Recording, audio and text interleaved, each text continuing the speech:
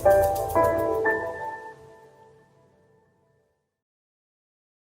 Guys, how are you? I am sure you doing good and मैं assume कर रही हूँ कि आप सबकी प्रिपरेशंस बहुत अच्छी चल रही होगी एंड टाइम बहुत कम बचा actually, that is what I understand. And yesterday guys we had uploaded one video on real options and वहाँ पे मैंने बहुत बेसिक्स चीज़ों के बारे में बात करी थी। स्ट्रक्चर कैसा होगा, फ्लो कैसा होगा, क्वेश्चन कैसे दिखते हैं एंड ऑल दैट। बिकॉज मुझे ऐसा लगता है कोई भी कॉम्प्लिकेटेड टॉपिक है या कॉम्प्लेक्स टॉपिक होता है, अगर उसका फ्रेमवर्क और स्ट्रक्चर बच्चों को अच्छे से पता नहीं होगा तो आप कोई डिफिकल्ट लेवल का क्वेश्चन ब्रेक नहीं कर पाओगे। It is just not possible. Okay, and that is why we uploaded one video wherein I was discussing a lot of things which made you possibly comfortable in terms of the concept and everything. मुझे एक चीज़ और भी लगती है कि since ये topic kind of May 2024 में पहली बार टेस्ट होगा as per the new curriculum, so these three questions which are given in the module they are very very important from the examination perspective. तो ग्रोथ ऑप्शन का एक सम है, abandonment का सम है और टाइमिंग ऑप्शन का एक सम है। ग्रोथ ऑप्शन का सम बिल्कुल सही है और अबैंडनमेंट का बिल्कुल सही है। टाइमिंग ऑप्शन वाले सम में मुझे थोड़ा सा डाउट आ रहा है in terms of the calculation, तो मैं आपको क्लियर कर दूंगी when we come across the question. बता दूंगी कि मुझे क्या लगता है और क्या होना चाहिए और उन्होंने क्या दिया है। As we know, we do not want to get into that kind of detail कि कौन सा सोल्यूशन तुम यूज करोगे, मैं जो बताऊंगी वो करना चाहिए या फिर उन्होंने जो दिया है वो करना चाहिए। ऑफ कोर्स जो उन्होंने दिया तुमको वही करना पड़ेगा। We do not have a choice on that part. But या तुम्हें इस बात की भी समझ होनी चाहिए कि एक्चुअली सोल्यूशन क्या होना चाहिए और किस तरह से तुम्हें सोचना है in terms of these questions. Okay, and before I move ahead I want to inform you something that कि यूजुअली जो रियल ऑप्शन के टॉपिक होता है ना, वो रिलेटेड होता है प्रोजेक्ट रिलेटेड। काइंड ऑफ हम प्रोजेक्ट कर रहे हैं, डिले कर रहे हैं, अबैंडन कर all that. And that is why we associate like the core finance people will always associate this topic with capital budgeting.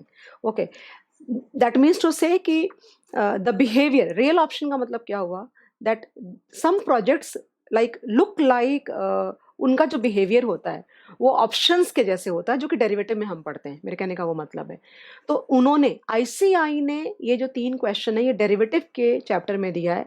लेकिन मैं, अगर तुम थंबनेल देखोगे तो मैंने एडवांस कैपिटल बजटिंग लिखा है, तो उसके ऊपर में ज़्यादा मतलब शोर शराबा या इशू क्रिएट मत करना, डजेंट मैटर एट ऑल। लेकिन हाँ, मुझे ये बताना ज़रूरी था बिकॉज अदरवाइज तुम ये क्वेश्चन कहाँ से ढूंढते। अगर तुम्हें पता है तो बहुत अच्छी बात है, but on my part I was just like feeling कि मुझे बता देना चाहिए। So the first topic that we going to start with is growth options. Okay, वैसे थियोरेटिकली मैंने ये टॉपिक ऑलरेडी, जब मैं थियोरी लेक्चर ले रही थी advance capital budgeting sorry derivatives का, तो मैंने ऑलरेडी ये डिस्कस कर दिया था। But I also told you that point of time only कि ये जो 3 समय, बिकॉज प्रैक्टिकल पार्ट मैंने वहाँ पे नहीं लिया था, तो ये जो तीनों समय मैं कराने वाली हूँ, तो सबसे पहला सम आ रहा है ग्रोथ ऑप्शन का। तो कई बार कैसे होता है कि बहुत सारी इन्वेस्टमेंट कोई कंपनीज या ऑर्गेनाइजेशंस करते हैं जिसकी इमीडिएट बेनिफिट उनको नहीं मिलती है, and they do because in order to have some competitive edge in the future or some develop some profitability in the future, like they might invest a lot of money in terms of the research and development, like बहुत सारी pharma companies होती हैं, the उनका जो actual cost होता है वो research and development का होता है, या फिर कोई they are trying to acquire some land which they wish to develop in future not immediately, या फिर कुछ बनाने का rights, some making rights of some product और समथिंग, लाइक लिखा है यहाँ पे, तुमको दिखेगा investment in the foreign markets, heavy expenditure on the part of the marketing and advertising and all that. So ये सारी चीज़ें we do this kind of expenses और the companies do this kind of expenses in order to get benefit in future, maybe not immediately. Okay, and purpose मैंने तो बताया, to develop some profitability edge in future or some competitive advantage or something।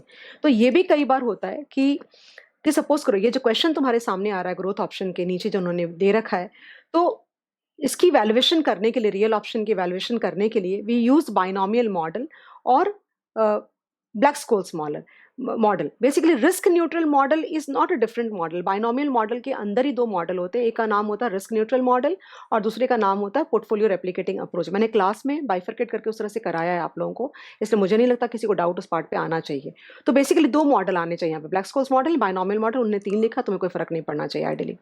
Okay, तो मैं बहुत ज़्यादा detail में नहीं जा रही बिकॉज सामने एग्जाम है, तो मेरा मन ये नहीं कि मैं तुमको अननेसेसरी के बहुत सारा कॉन्सेप्ट एक्सप्लेनेशन के अंदर चले जाऊँ। I will just try to focus कि जिससे कम से कम पढ़ाई करके तुम्हारा काम कम से कम हो जाए और एग्जाम के अंदर तुम जा करके सही सोल्यूशन लिख करके आ जाओ, ऑफकोर्स विथ अंडरस्टैंडिंग के साथ में, ऐसा मगअप नहीं करना है। ओके, तो तुम्हें याद होगा ये जो क्वेश्चन इन्होंने दे रखा है ना, इसमें तुमको वैल्यूएशन करनी है एक पेटेंट की। तो कई बार क्या होता है, पेटेंट आपको मिल जाता है। पेटेंट से क्या होता है कि आपको उस प्रोडक्ट को बनाने की एक्सक्लूसिव राइट होती है, और वो पेटेंट जब एक्सपायर कर जाएगा, ओके, तो वो राइट्स एक्सक्लूसिव आपके पास नहीं होगा, आपके कंपटीशन के पास भी वो राइट्स हो जाएंगे मैन्युफैक्चर करने के। तो जब तक वो राइट्स आपके पास में है, तब तक in a way you have a monopoly of developing and commercially developing that product, manufacturing and selling in the market. But कई बार क्या होता है कि हम तुरंत शुरू नहीं करना चाहते, may be it is not viable eight this point of time. तो ये क्वेश्चन जो तुम्हारा आएगा, इसकी सोल्यूशन बनेगी ब्लैक स्कोल्स मॉडल के हिसाब से। मैंने तुमको बोला ना कि मैं बहुत ऑब्जेक्टिवली तुमको बताने वाली, without wasting too much of time, because exam के लिए टाइम नहीं तुम्हारे पास में, राइट। तो ब्लैक स्कोल्स मॉडल से सॉल्व होगा। तो सब सारे बच्चों को at this point of time Black Scholes model से आंसर कैसे निकालते हैं कॉल का या पुट का, ये सबको पता होगा। I am sure there is no student like there who is not aware of Black Scholes model. At least मैंने तो क्लास में बहुत डिटेल में बहुत सारे क्वेश्चंस कराए हैं, ओके। तो ब्लैक स्कोल्स मॉडल ही नहीं, you should know Black Scholes model with dividend adjustment. Guys, if you remember at all, class के अंदर में मैंने Black Scholes model with dividend adjustment के मैंने बहुत सारे सम्स बना के भी एग्जाम्पल्स कराया है। और अगर तुम डेरिवेटिव का चैप्टर उठा के देखोगे इंस्टीट्यूट का, तो वहाँ भी उन्होंने एक क्वेश्चन है ब्लैक स्कोल्स मॉडल का, जिसके अंदर में टीआईसी लिमिटेड करके, उसमें कई क्वेश्चन है बीएसएम के, तो वो तुम कर लेना, वो भी क्वेश्चन बहुत इंपॉर्टेंट है। तो फिलहाल टाइम बर्बाद नहीं करते, मैं क्वेश्चन पढ़ती हूँ। इसके अंदर में तुमको पेटेंट की वैल्यू निकालने को बोला है उन्होंने, ओके। तो मैंने एक काइंड ऑफ एक मटेरियल भी ढूंढ के निकाला है तुम्हारे लिए। पहले मैं क्वेश्चन पढ़ती हूँ, ओके, एंड उसके बाद वो मटेरियल तुमको दिखाती हूँ, जिससे तुम्हारी क्लैरिटी लेवल शायद बेटर हो जाएगी, okay. So ABC limited is a pharmaceutical company possessing a patent of a drug called Adrex, a medicine for AIDS patient. Being an approach drug, ABC Limited holds the right of production of drugs and its marketing. The period of patent is 15 year, that mean जब तक patent का exclusive right है 15 साल तक आप manufacture कर सकते हो, ओके। सिर्फ एक एडजस्टमेंट इसमें आएगी, जो कि you will feel very new, you will feel very like क्या है ये एंड ऑल दैट। तो वो मेरा एक्सप्लेन अगर मैं कर दूं तो तुम्हारा ये सम खत्म हो गया इन a way. After which any other pharmaceutical company produce a drug with the same formula, as I discussed with you. It is estimated that the company shall require to incur $12.5 million for the development and market of the drug. ये तुम्हारा exercise price हो गया basically as per. इसलिए मैंने कल वो lecture डाला ताकि तुम्हें इन चीज़ों के बारे में एक फ्लेयर आ जाए, एक कंफर्ट आ जाए कि किसको क्या कहते हैं, ओके। तो जो कैश फ्लोज होते हैं ना तुम्हारे, वो एस होता है अगर तुम ऑप्शंस के पॉइंट ऑफ व्यू से सोचोगे, और तुम्हारी जो इन्वेस्टमेंट होती है वो तुम्हारी ई होती है as per survey, और this is being evaluated as per the call option. तो timing option and growth option, ध्यान देना मैं क्या कह रही हूँ, टाइमिंग ऑप्शन का सम और ग्रोथ ऑप्शन का सम कॉल ऑप्शन के हिसाब से इवेल्युएट होगा। अबैंडनमेंट ऑप्शन तुम्हारा पुट के हिसाब से इवेल्युएट होगा। बताऊंगी, थोड़ा टाइम दो मुझे। As per a survey conducted, the expected present value of the cash flows from the sale of drug during the period of 15 years shall be $16.7 million. Okay, ये PV of the cash flows which will become your S. Cash flow from the previous similar type of drug have exhibited a variance of 26.8% of the present value of the cash flows. अगर black Scholes model की बात चले तो बिना ज़्यादा दिमाग खपत करे बिना मेरे को मेरा एस चाहिए जो कि $16.7 million है, मेरे को मेरा ई चाहिए जो कि $12.5 million है, मेरे को मेरा वरायंस चाहिए सिग्मा स्क्वायर चाहिए विच इज़ लाइक वरायंस है, ये ध्यान देना, एस डी नहीं है, दैट मीन्स तुमको स्क्वायर नहीं करना होगा। 26.8 अगर ये वरायंस है तो यहाँ पे एक और मिस्टेक है, it should not B 26.8, should be 26.8% square actually, if you know exactly what I am talking. Of the present value of the cash flows, the current yield of the treasury bond of the similar duration is 7.8%. Basically, for me, it is a interest rate, जो कि मुझे एक rate चाहिए. So 5 data points we need in order to solve a Black-Scholes model का sum. One is S, one is E, one is RF or interest rate, whatever. Then it is sigma or variance, whatever you call it. And then we have time to maturity. So S is here like 16.7 million. Okay 16.7 है, उसके बाद ये 12.5 million है, ये rate तुमको दे रखी है 7.8% की, और ये दे रखा है 26.8% स्क्वायर। एंड मुझे लगता है कि देखिए यहाँ पर सोल्यूशन में देख के हमको पता चलेगा अगर डबल करा है क्या, उन्होंने डबल नहीं किया है। अगर डबल नहीं करा है तो फिर परसेंट में ही रहने दो उसको, बिकॉज उन्होंने अगर परसेंटेज स्क्वायर अगर हम करते हैं तो फिर वो 2 बार हमें 100 से डिवाइड करना पड़ेगा। उन्होंने अगर 100 से डिवाइड नहीं किया है 2 बार तो परसेंट ही रहने दो। तुम्हें समझ में आ रहा है मैं क्या कह रही हूँ? अगर ये वरायंस है 26.8% स्क्वायर, तो जब तुम फॉर्मूला में डालोगे ना तो 26.8 डिवाइडेड बाई 100 2 बार फिर होना चाहिए, लेकिन क्योंकि परसेंट दिया तो एक ही बार 100 से डिवाइड किया, which is also okay in a way. Okay, but usually हम वैरिएंस को परसेंटेज स्क्वायर से डिनोट करते हैं, लेकिन यहाँ पे अगर उन्होंने मिस्टेक नहीं करी है कैलकुलेशन के अंदर में सब्सटीट्यूट करते समय, तो it is okay completely. Okay, I am assuming कि तुमको मेरी बात समझ में आई है। और ये 15 ईयर्स है। इसमें आगे जाओगे ना तो एक चीज यहाँ पे दे रखी है, क्या लिखा है यहाँ पे पता है? Cash flow from the previous similar type of drug have exhibited a variance, determine the value of the patent. तो बेसिकली गाइस पता है क्या, इसमें 15 साल का ये पेटेंट है, तो 15 साल पूरे तुम्हारे पास में है, और तुम जितना इसको डिले करते जाओगे, ओके, उसको बोलते हैं कॉस्ट ऑफ डिले बोलते हैं इन अ वे। और वो कैसे कैलकुलेट करते हैं? Cost of delay, cost of delay is 1/n। 1/n मतलब 1/15। तो अगर 1/15 तुम करोगे ना यहाँ पे, तो इसका आंसर आएगा 1 डिवाइड, मैं समझाती हूँ 2 मिनट दो मुझे, 0.67 और इन अ वे 6.7% पर एनम। कहने का ये मतलब हुआ कि अगर मान लो 15 साल का पेटेंट तुम्हारे पास में है, और अगर तुमने मान लो कि 1 साल डिले कर दिया, that means you have lost 6.7%, and this 6.7% will be treated like a dividend yield in a Black Scholes model. I am assuming कि तुमको समझ में आई मेरी बात कि मैं क्या कहना चाह रही हूँ। ओके, तो जैसे ब्लैक स्कोल्स मॉडल में विथ डिविडेंड एडजस्टमेंट का तुम सम करते हो ना, बिल्कुल तुमको सम वैसे ही करना है। The only thing is that कि ये जो तुम्हारा 15 साल होगा, या पेटेंट की वैल्यू निकालोगे तो ये 1/n है ना, उसको 1/15, that means 6.7% is the opportunity loss for you. तुम जितना डिले करते चले जाओगे और उसको तुम डिविडेंड यील्ड की तरह ट्रीट करोगे। आई एम श्योर समझ गया मैं क्या कहना चाह रही हूँ। अगर तुम्हें कुछ देखना है ना, मैंने यहाँ पे निकाल के रखा है इस तरह के क्वेश्चंस के लिए, like from the internet only, of course. When a firm has exclusive right, it is same, the question is same here also that we are discussing, but थोड़ा literature पढ़ोगे तो तुम्हें और अच्छे से समझ में आएगा, because it is something new. When a firm has exclusive right to a project or product for a specific period, it can delay taking this project or product until a later date. A traditional without any opportunity loss as such, because कोई competition नहीं आ सकता अगले 15 सालों तक, but तुम 1 साल के cash flows तुम लूज कर गए because of delaying the project, तो वो तुम डिविडेंड, और वो डिविडेंड यील्ड की तरह वो डेटा तुम्हारा ट्रीट होगा in a question.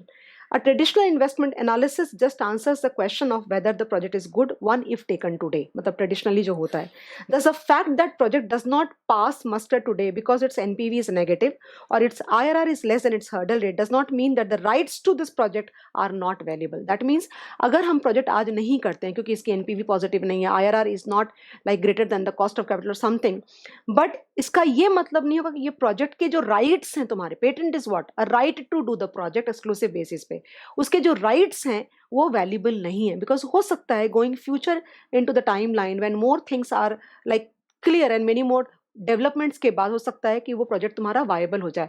So basically in this question what you are trying to do is to calculate the value of that right actually. Okay, I am sure you are getting the point. Okay, उसके बाद you know kind of यहाँ पे बहुत अच्छा लिखा है उन्होंने, इसलिए मुझे लगा कि मैं शेयर करती हूँ।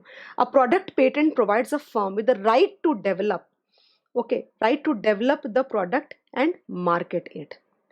Okay, then उसके बाद लिखा है it will do so only if the present value of the expected cash flows from the product sales exceed the cost of development. Naturally, मतलब वो क्या करे कि मैं डिले तब तक करूंगी जब तक मुझे ये ना एहसास हो जाए या मेरी कैलकुलेशन से ये पता नहीं चल जाए मुझे कि okay now NPV is positive, otherwise I will not develop, I will just sit idle on that, but then delaying will have some cost and that cost is 1/n, or you can calculate that part. So if this does not occur, the firm can shelve the patent and not incur any further cost. If I is the present value of the cost of developing the product and V is the present value of the expected cash flows from development, the payoffs from owning a product patent can be written as, that means agar tumhara value, present value of cash flows is greater than the investment, okay, then that is a payoff. Basically call option की जो तुम value निकालते हो, C0 जो निकालते हो, कैसे निकालते हो? वो जो निकालते हो क्या निकालते हो तुम बेसिकली, जो आई मीन टू से जो कॉल की वैल्यू निकालते हो वो क्या होता है तुम्हारा? Your formula for in the BSM is S into ND1 minus present value of E into ND2। Present value of E इसलिए करते because on a time line, सुनना ध्यान से, ऑन अ टाइम लाइन जो S है तुम्हारा वो 0 पे है और जो एक्सरसाइज की जो यूरोपियन ऑप्शन के बारे में बात हो रही है वो मेच्योरिटी पे है, तो तुम एस माइनस ई नहीं कर सकते बिकॉज दोनों अलग अलग जगह पे खड़े हैं वो टाइम लाइन पे। तो ई की प्रेजेंट वैल्यू लाते हो तुम जीरो में, करेक्ट है। तो बेसिकली एक तरह से तुम तो एस माइनस ही पे ऑफ ही कैलकुलेट कर रहे हो, और वो जो पे ऑफ है वही कॉल की वैल्यू है, एक तरह से कहने का मतलब ये हो रहा है। तो क्या कह रहे हैं कि अगर वो वैल्यू जो तुम कैलकुलेट करोगे, present value of cash inflows from developing the product, okay, and investment जो प्रोडक्ट डेवलप करने में आएगा वो अगर पॉजिटिव है तो पे ऑफ कैलकुलेट करेंगे और तुम पेटेंट की वैल्यू निकाल सकते हो। और अगर वो नेगेटिव है या इक्वल है तो बेसिकली पे of, that means your call option will lapse and it will be zero, that means तुम नहीं करोगे डेवलपमेंट में, खर्चा पैसा नहीं करोगे। वो लॉजिक हो रहा है यहाँ पे। बहुत ज़्यादा भी नहीं जा रही मैं अंदर में, तुम चिंता मत करो, क्योंकि सम है वो मुझे पता है, बच्चों को मैं थोड़ा भी समझा दूंगी तो वो फोटोजेनिक मेमोरी पे सम करके आ जाएंगे। और अभी उतना समय हम any which ways we calculated something else because of the elections and something, and exam सामने आ गए तो थोड़ा शॉर्ट में जाना अच्छा रहेगा। Now value of the underlying asset, present value of cash flow inflows from taking the project now, okay ध्यान देना, ठीक है।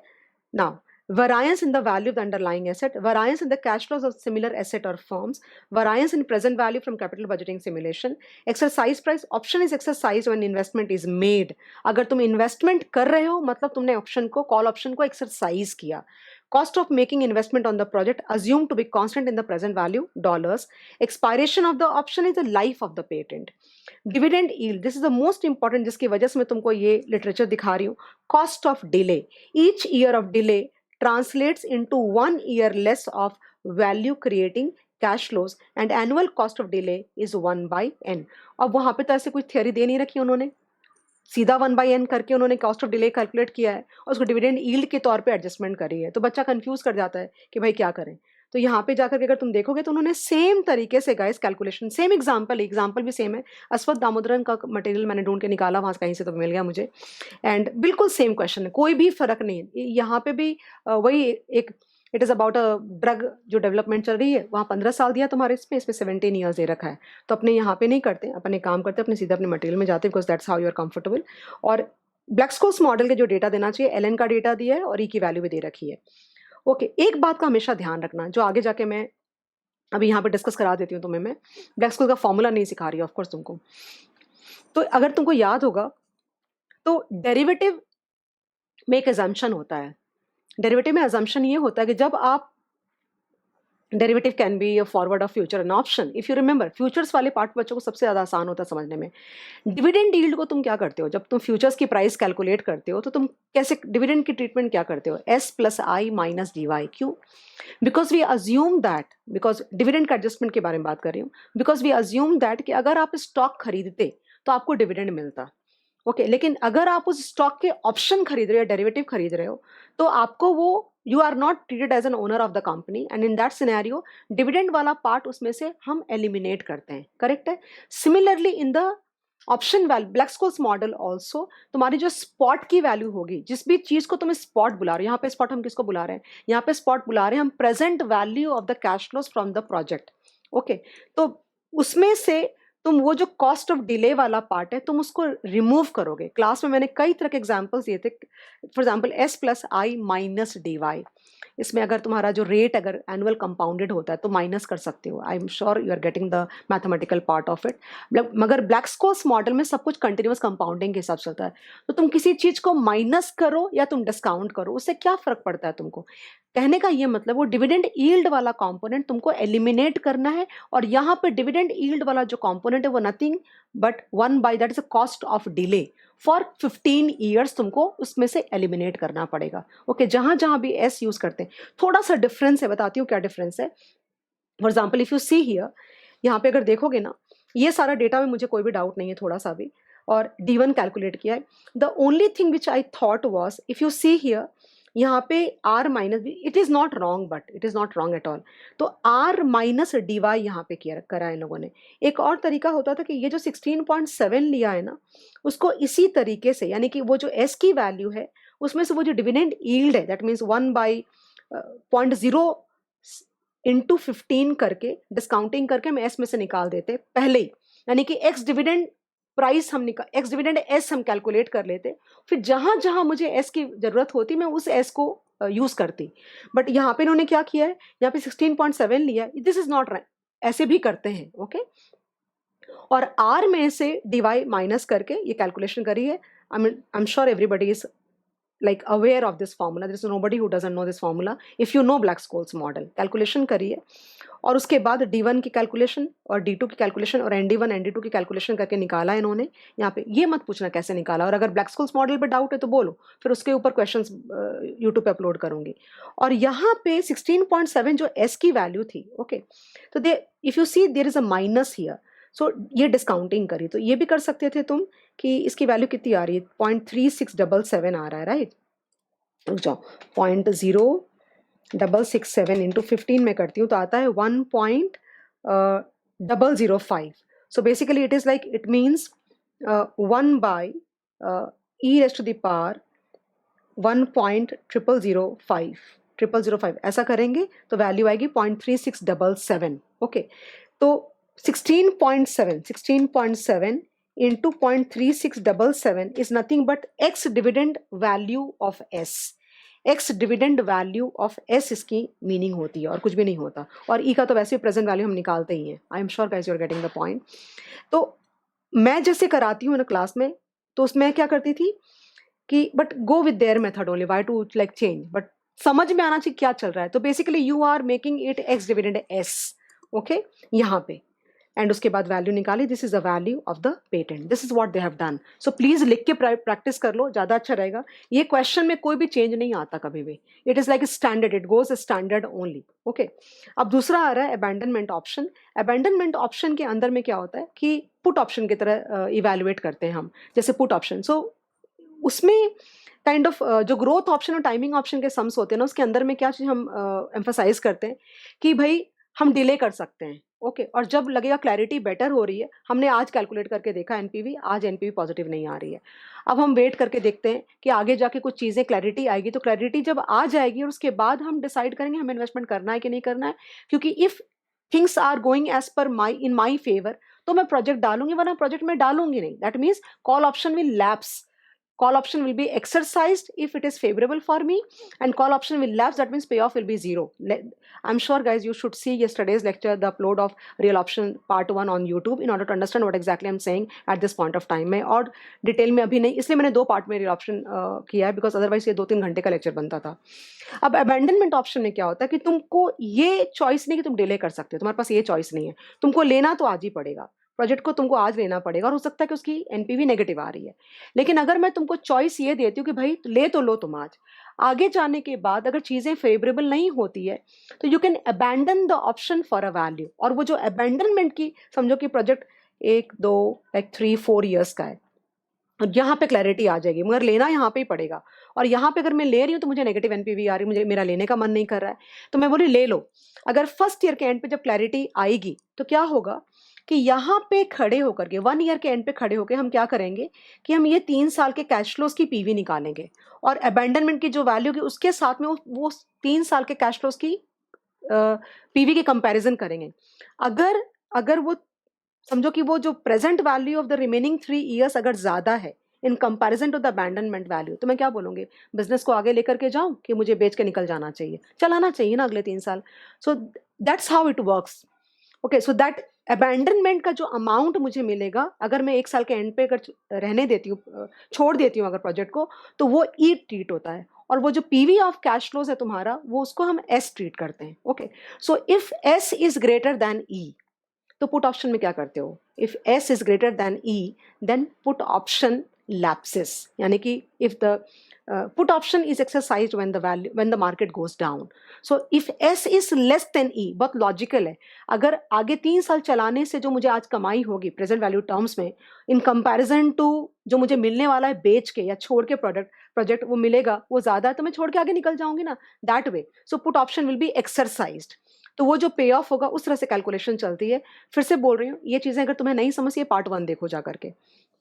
अब ये क्वेश्चन में क्या लिखा है, the option to abandon the project is similar to an American put option where option to abandon the project shall be exercised if the value derived from the project's assets is more than the PV, क्या लिखा है, if the value derived from the project's assets is more than the PV of continuing the project for one or more period. That means project को बेच करके उसके assets को बेच के अगर पैसा ज़्यादा आता है in comparison to the cash flows that I can generate using the assets, then put option will be exercised. It is evaluated as per American put option. Question फटाफट कराती हूँ. IPL already in production of fertilizer is considering a proposal of building a new plant to produce pesticides. Suppose the PV of the proposal is 100 crore without the abandonment option. However, if market conditions for pesticides turns out to be favorable, the PV of the proposal shall increase by 30%. On the other hand, market conditions remain sluggish, the PV of the proposal shall be reduced by 40%. Okay. In case the company is not interested in continuation of the project, it can dispose of. और ये तुम्हारी E हो गई, ये तुम्हारा E हो गया. Okay, और इसका डायग्राम तुम बना सकते हो, पता है कैसे? ये तुम्हारा देखो 100 करोड़ हो गया. ओके, और ये 130 हो जाएगा तुम्हारा, और ये तुम्हारा 100 माइनस 40%, ये 60 हो जाएगा, और तुम्हारा E हो गया 80. ओके, तो लेक्चर 1 के अंदर में, रियल ऑप्शन लेक्चर 1 के अंदर प्रॉपर अबैंडनमेंट का ऑप्शन सम कराया है. ये उसका एक छोटा सा पार्ट है, फुल फ्लेजेड सम नहीं है अबैंडनमेंट ऑप्शन का. इसमें सिर्फ अबैंडनमेंट वैल्यू निकालने को बोली है. वहां पे उस समय हमने क्या किया है कि हमने प्रोजेक्ट की पहले एनपीवी निकाली, 0 पे खड़े हो गए, वो नेगेटिव आई. फिर हमने अबैंडनमेंट की वैल्यू निकाली, और अबैंडनमेंट की वैल्यू को जब नेगेटिव एनपीवी में एडजस्ट किया तो प्रोजेक्ट की वैल्यू एनपीवी पॉजिटिव हो गई. तो हमने क्या बोला कि भाई अगर आपको प्रोजेक्ट करना है तो बिना अबैंडनमेंट ऑप्शन के आप मत करो, बिकॉज आपको नेगेटिव हो रहा है एनपीवी.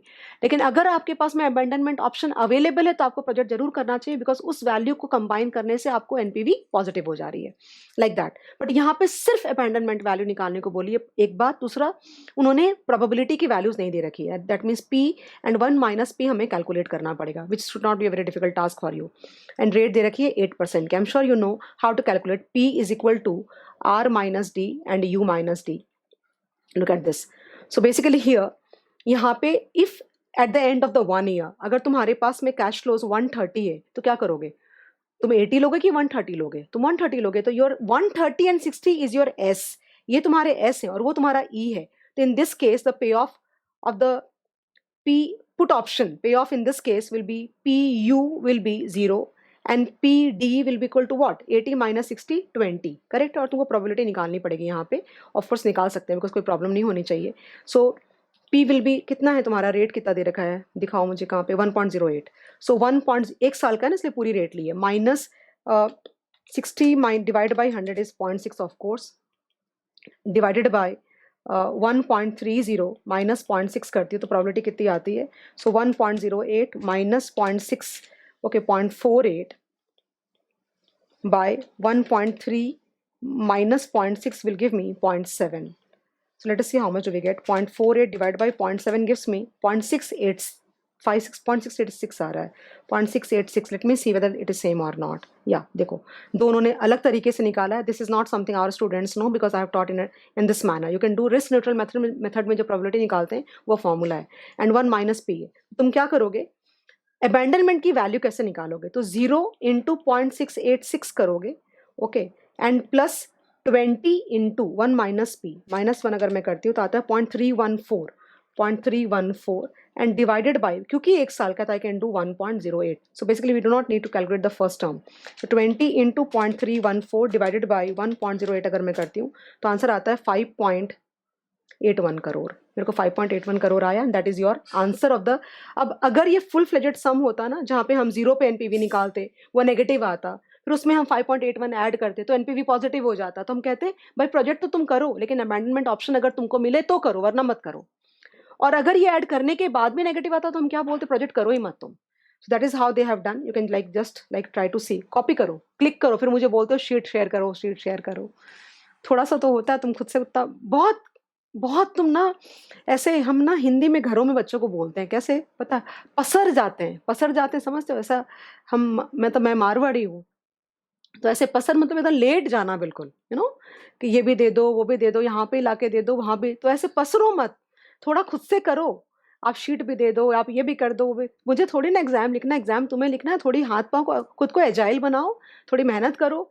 अभी आप सोच के देखो कि 10 साल पहले भी तो एग्जाम्स होते थे ना, 20 साल पहले, कितने सालों से आईसीए का एग्जाम हो रहा है, बच्चे पास भी करते थे, रैंक भी लाते थे, तो वही 2-4% का रिजल्ट होता था। अभी कौन सा रिजल्ट तुम्हारा बढ़ गया? नहीं बढ़ा ना।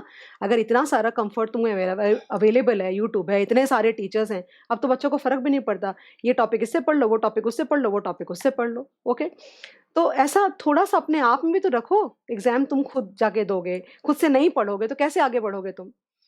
और सब्जेक्ट्स भी कम कर दिए, सब्जेक्ट्स भी कम कर दिए, देखो। तो पसरो मत, कहने का मतलब है। ये हो गया। अब आते हैं टाइमिंग ऑप्शन पे। टाइमिंग ऑप्शन का भी सम मैंने उसमें कराया है। ये थोड़ा डिफरेंट है, लेकिन ध्यान देना, ये तीनों सम करके जाना, हाथ से लिख करके 2-2 बार, गड़बड़ नहीं होनी चाहिए ना। टाइमिंग ऑप्शन में क्या होता है कि आज अगर मैं सपोज करो कि जैसे इलेक्शंस आने वाले हैं, राइट है, तो मुझे नहीं पता कि क्या होगा, इलेक्शन जब आएंगे तो गवर्नमेंट की क्या पॉलिसीज आएंगी। आज अनसर्टानिटी, जब तक इलेक्शन के रिजल्ट्स नहीं आते। तो मैंने एक प्रोजेक्ट का एनपीवी निकाला, वो नेगेटिव आया समझो, या पॉजिटिव भी आ सकता, कोई बड़ी बात नहीं है, कम आया लेकिन। तो अब मैं सोच रही हूँ क्यों नहीं प्रोजेक्ट को, मतलब मेरे पास वो चॉइस अवेलेबल है कि प्रोजेक्ट को मैं डिले कर सकती हूँ, थोड़ा टाइम मैं रोक सकती हूँ, बिकॉज मेरे पास सारे पेटेंट्स एंड कॉपीराइट सब कुछ है, and as a result of that मेरा कंपटीशन मुझसे छीन नहीं सकता वो चीज़, राइट। तो वो जब तक अवेलेबल नहीं होगा तब तक आप ये सारे ऑप्शंस यूज नहीं कर सकते, ग्रोथ ऑप्शन हो चाहे टाइमिंग ऑप्शन हो, that's very important. Now here in this case क्या होगा कि समझो कि आज मैं अगर प्रोजेक्ट डाल देती हूँ तो मैं तो फंस जाऊंगी, मुझे चलाना पड़ेगा। तो मैं क्या चाहती हूँ कि भाई इलेक्शन सपोज करो कि 1 साल के बाद है, तो 1 साल के बाद इलेक्शन आने के बाद मैं अगर करूँ तो मुझे एग्जैक्ट क्लैरिटी आ जाएगी कि मार्केट कहाँ जा रहा है। इन दैट सिनेरियो अगर मेरे फेवर में जा रहा होगा तो ही मैं प्रोजेक्ट डालूंगी, वरना प्रोजेक्ट मैं डालूंगी ही नहीं। टाइमिंग ऑप्शन का लॉजिक ही यही होता है। That means call option will be exercised only things are if favourable for me. Okay, if things are not favorable for me, I will not invest only. That is the timing option all about. Okay, so call option will lapse, and payoff in that case will be zero, because तुमने project डाला ही नहीं, तो पे of क्या होगा? Zero. But इन्होंने गलती क्या करी यहाँ पे, मुझे ऐसा लगता है कि नेगेटिव एनपीवी लिया है। नेगेटिव एनपीवी हम तभी ले सकते हैं, नहीं तुमने तो ले लिया प्रोजेक्ट ऑलरेडी, टाइमिंग ऑप्शन का चीज आया ही नहीं इसके अंदर। मैं दिखाती हूँ तुमको अभी। Suppose MIS limited is considering installation of the, क्या लिखा है पढ़ते हैं अपन, considering, that word is considering installation of the solar, मुझे कलर चेंज करना पड़ेगा वरना सब कंफ्यूज कर दोगे तुम लोग। Okay, considering installation of the solar electricity plant for the light the staff quarters, the plant shall cost rupees 2.5 crore and shall lead to saving electricity expenses at the current tariff by ₹21 lakh per year forever। ऐसा question मैंने कल के lecture में कराया था, जहाँ पे oil के बारे में सम था, परपेचुइटी का है ये। तो तुमको कुछ नहीं करना होगा, A/R करना पड़ेगा पीवी निकालने के लिए। A/R when the cash flows are like D1/KE in a way you can say. तो यहाँ पे कॉस्ट ऑफ कैपिटल 10% है, तो 21 लाख को 0.10 से करोगे तो 2.1 CR आ जाएगा, और 2.5 CR तुम्हारा इन्वेस्टमेंट है। तो अगर आज करते हैं तो नेगेटिव एनपीवी हो रहा है तुम्हारा। दैट मीन्स अगर नेगेटिव एनपीवी तुम्हारा हो रहा है तो व्हाट वी विल से कि भाई प्रोजेक्ट आज नहीं डालना चाहिए, वेट करते हैं। However with change in the government in a state, the rate of, same example also, the rate of electricity is subject to change. Accordingly, the saving in electricity can be ₹12 lakh और ₹35 lakh per year and forever। यानी कभी change हो रहा है, 1 साल ही होगा शायद से। Assuming WACC of MIS to be 10%, this is what you're going to use, and risk-free rate of return is 8%. Okay. Decide whether MIS Limited should accept the project or wait and see. Decide whether MIS Limited should accept the project or wait and see. अगर आज accept करते हो project, then you are going to have a negative NPV. Look at this. तो PV of the cash flows निकाला तो 2.1 CR आया, और उसके बाद तुम 2.5 जो इन्वेस्टमेंट माइनस करोगे तो -0.40 CR। दैट मीन्स अगर हो पाएगा, अगर मेरे पास में वैसे राइट्स अवेलेबल हैं कि मैं डिले कर सकती हूँ और उसके बाद भी मुझे नुकसान नहीं होगा, कोई कंपटीशन नहीं आएगा, तो I would definitely want to delay and see and then only put up the project. Correct है। तो आज अगर डालने की, आज ही अगर डालना है तो मुझे, हमें लगता है हमें नहीं डालना चाहिए। Since NPV is negative, it does not worth to accept the project at this point of time. Okay, now after 1 year क्या होगा कि after 1 year या तो 3.35 lakhs है ना, 30, ये डेटा तुमको दिया हुआ है। तो बात यहाँ पे ये कि मैंने डाला तो है ही नहीं ना प्रोजेक्ट, तो मैं बंधी तो हूं ही नहीं। अगले साल या तो 35 लाख होगा या तो 12 लाख होगा। तो मुझे क्लैरिटी तो आ ही चुकी होगी। तो अगर 35 लाख होगा, अगर 12 लाख होगा और 10% से डिस्काउंटिंग करते हो परपेचुइटी की, तो 1.2 सीआर होता है। और कॉस्ट उन्होंने बोला चेंज नहीं होगा, 2.5 करोड़ का ही रहेगा ये वाला।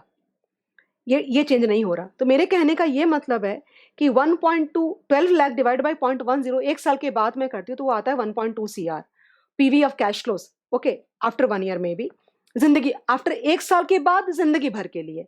तो 1.2 सीआर को 2.5 करोड़ से माइनस करूंगी तो नेगेटिव आएगा तुम्हारा। करेक्ट है? मैं क्या कहना चाह रही हूँ, या फिर 35 लाख जो कि आज मुझे पता नहीं, बाद में जब गवर्नमेंट आ जाएगी तो नई गवर्नमेंट आ जाएगी तो मुझे पता चल जाएगा।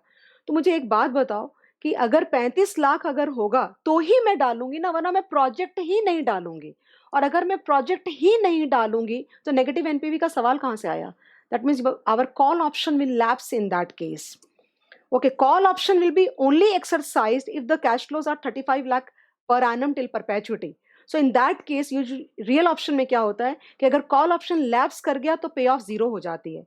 तो यहाँ पे मुझे डाउट आ रहा है। देखो यहाँ पे, अब अगर प्राइस बढ़ जाता है तो ये तुम्हारा पीवी ऑफ कैश फ्लोज ये कहाँ पे खड़े पता है अपन? 0।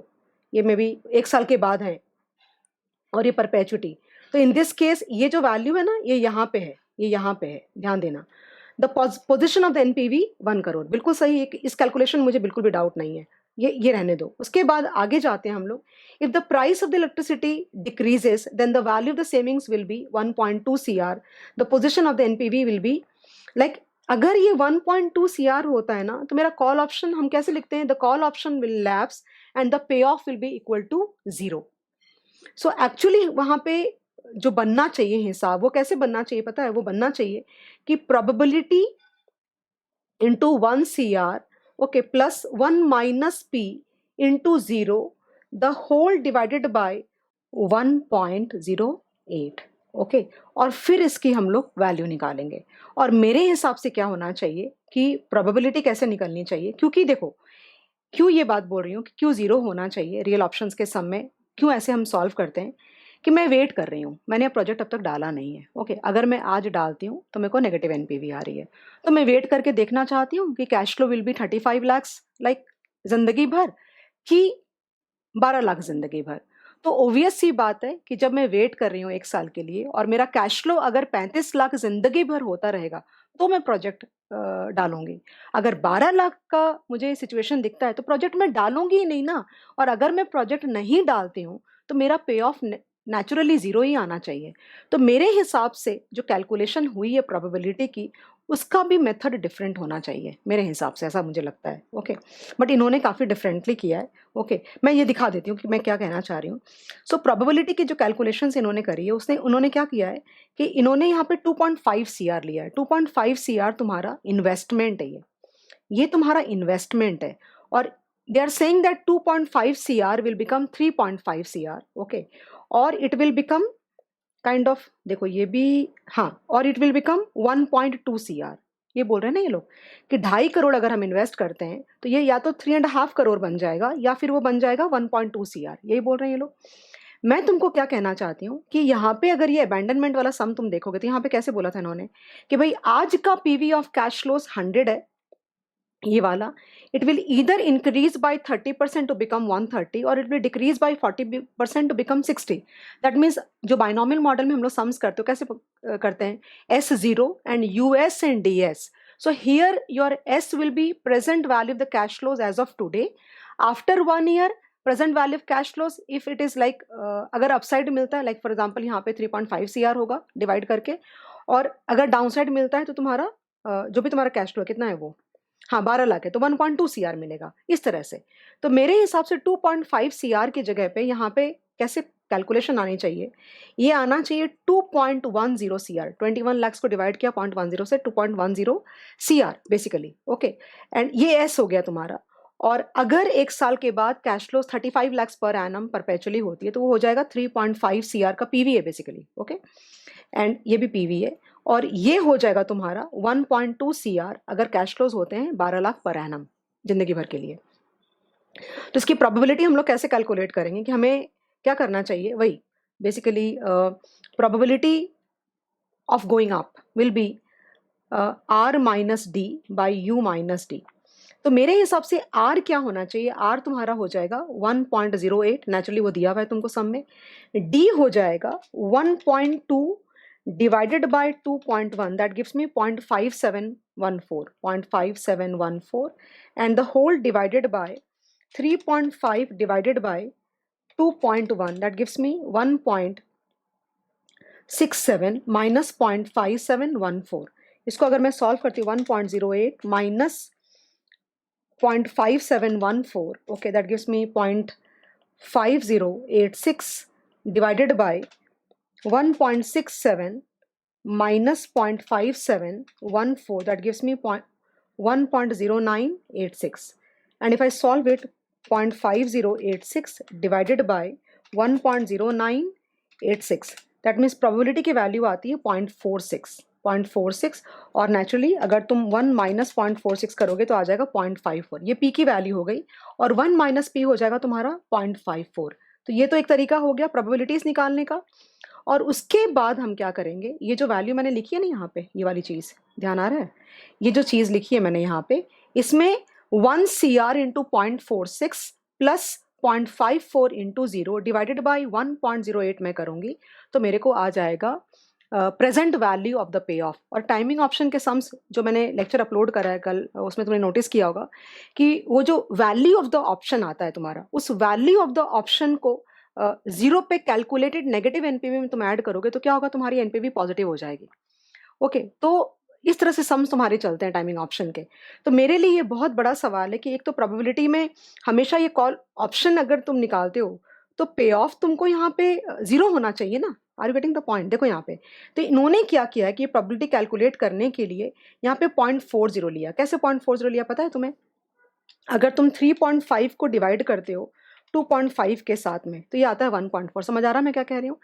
2.5 बिकेम 3.5, दैट मीन्स 1.4। 1.4 का मतलब है 40% रिटर्न। ओके, और यहाँ पे जो वैल्यू है तुम्हारी 1. एक मिनट रुक जाओ, हाँ, सो 1.2 डिवाइडेड बाई दिस थिंग 2.5, ये आता 48, यानी 52% माइनस 52% का रिटर्न है बेसिकली। तो वो माइनस 52% का रिटर्न लेकर के इन्होंने कैलकुलेशन करी है और वो प्रोबेबिलिटी की सोल्यूशन करी है। उसके बाद यहाँ पे वो वाली प्रोबेबिलिटीज को लेके देखो, यहाँ पे 1 CR लिया है, यहाँ पे नेगेटिव लिया है। नेगेटिव नहीं ले सकते, नेगेटिव इसलिए नहीं ले सकते मेरे हिसाब से क्योंकि अगर तुम्हारा कैश फ्लो 12 लाख होता है तो I will not put up the project, the call option will lapse. If you have gone through my lecture in part 1, you would see that NPV means call option, basically call value. Okay, pay off value हो गई NPV तुम्हारी। तो basically NP मतलब वो call की value zero हो जाएगी because I am not putting up the project then. तो वेट तो मैं इसलिए कर रही थी and I have a like I think that on that part अगर मैं सॉल्व करने जाती हूँ सोल्यूशन को तो मेरे हिसाब से ये हो जाएगा 1 CR into 0.46 plus 0 into 0.54 divide by 1.08 अगर मैं करती हूँ तो बेसिकली 0.46 यानी 46 लैक्स डिवाइडेड बाई 1.08। ओके, तो ये हो गया तुम्हारा लगभग 42 लैक्स या 43 लैक्स जितना वैल्यू हो गया इसका। तो मेरे हिसाब से ये वैल्यूएशन होनी चाहिए। वही मैं तुमको बोल रही थी कि थोड़ा डिफरेंट है than what we have done and what I understand and what we have done in terms of the calculation of the timing option. But again मैं क्या बोलूँ यहाँ पे मुझे भी नहीं पता and there is nobody where I can just go and consult and उनको मैं ये बात बता पाऊँ बिकॉज आई फील दैट तुमने बायनॉमियल मॉडल की जो सम्स करे हैं उसमें तुमने देखा नहीं वहाँ पे कि तुम्हारी जब पे ऑफ नेगेटिव होती है तो तुम वो ऑप्शन एक्सरसाइज ही नहीं करते, तो वहाँ पे पे ऑफ जीरो लेते हो, नेगेटिव नहीं लेते तुम।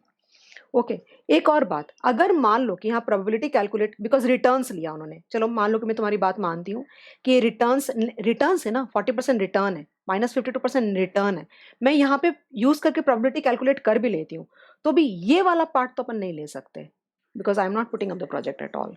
So with this note guys, thank you so much and I am assuming that this lecture would be of great help to you. 3 question थे, तीनों करा दिए and बच्चे बार बार मेरे को पूछ रहे कि मैम थ्योरी लेक्चर्स का क्या हुआ and all that. So 9 chapters we have done already. Okay and one startup finance is already given on the YouTube somewhere, मैंने पहले डाला हुआ है, वो सेम है।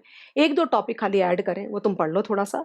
और बिजनेस वैल्यूएशन का टॉपिक मैं जरूर डालूंगी। I was not well since a few days, like that is Y could not put up the lecture, so which is okay. मैं डाल दूंगी इस कमिंग एक वीक के अंदर में डाल दूंगी, बिकॉज वो टॉपिक लंबा है और उसमें कुछ वैल्यूएशन ऑफ स्टार्टअप मॉडल्स के बारे में, काफ़ी सारे मॉडल्स के बारे में, मतलब method of valuing a startup, ऐसे बहुत सारा दिया हुआ है, लेकिन कोई सम नहीं दिया हुआ है और सम्स बनते हैं उसके ऊपर में। तो मैं सिर्फ एक बना रही हूँ, कोशिश कर रही हूँ, बना रही हूँ कि उसके ऊपर में कोई एक मुझे एक अच्छे सम्स का मिल जाए सारे मॉडल के ऊपर में, तो वो एक लेक्चर तुम्हारे लिए बहुत बेनिफिशियल होगा। तो बिजनेस वैल्यूएशन में जरूर डालूंगी, बाकी थोड़ा 3-4 चैप्टर खुद से मैनेज करेगा, प्लीज ट्राई करो। ऐसी इतनी स्पून फीडिंग नहीं मांगो, अच्छी बात नहीं होती है, right. You can study on your own, अभी तुम्हारे सब्जेक्ट्स भी कम हो गए। Okay, thank you so much, bye bye.